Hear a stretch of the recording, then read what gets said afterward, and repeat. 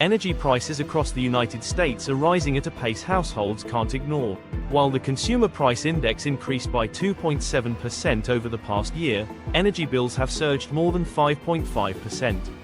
Nearly 60 utility companies plan to raise rates in 2025, adding $38 billion in electricity costs and another $3.5 billion for natural gas. The reason is clear. Demand for power is surging at levels not seen in decades. Data centers powering artificial intelligence, the spread of electric vehicles, and the electrification of daily life are straining an already aging grid.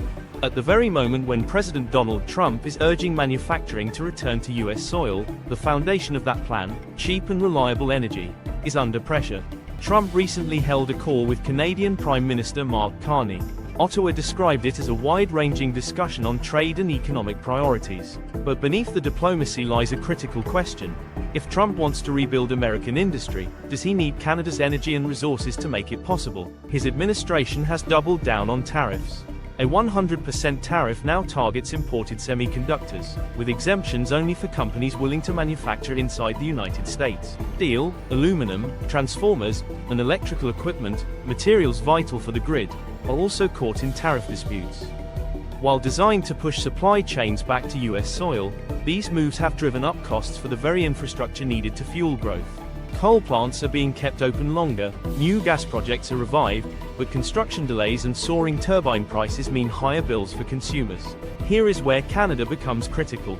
Prime Minister Carney has outlined a strategy to make Canada an energy superpower, investing in clean energy and critical minerals. British Columbia alone holds 16 minerals essential for solar panels, EVs, and semiconductors.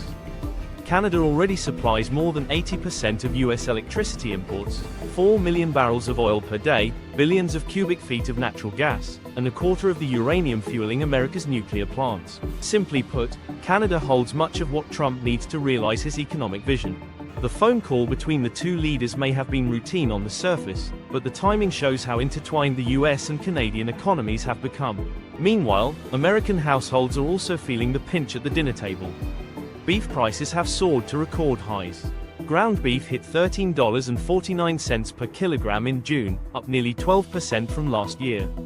The sharp rise follows Trump's 50% tariff on Brazilian beef, the US's largest foreign supplier. Imports that once filled domestic shortfalls have collapsed by 80% in just 3 months. The result? Tighter supplies, higher prices, and growing frustration for families and restaurants alike. Brazil has filed a complaint with the World Trade Organization and is already redirecting beef toward Canada, which reopened its market in 2024. For Ottawa, this is another opportunity to diversify trade while Washington faces higher costs. And the disputes don't end there. Trump has also raised tariffs on some Canadian goods to 35%. While dairy is not directly targeted, America has long criticized Canada's supply management system as unfair. Canadian law now forbids dismantling that system in future trade talks, a sign of Ottawa's determination to protect its farmers. With energy, minerals, beef, and dairy all at stake, the US and Canada are navigating one of the most complex trade landscapes in years. The paradox is clear. Trump's tariffs may generate headlines and pressure trading partners, but they also raise costs at home.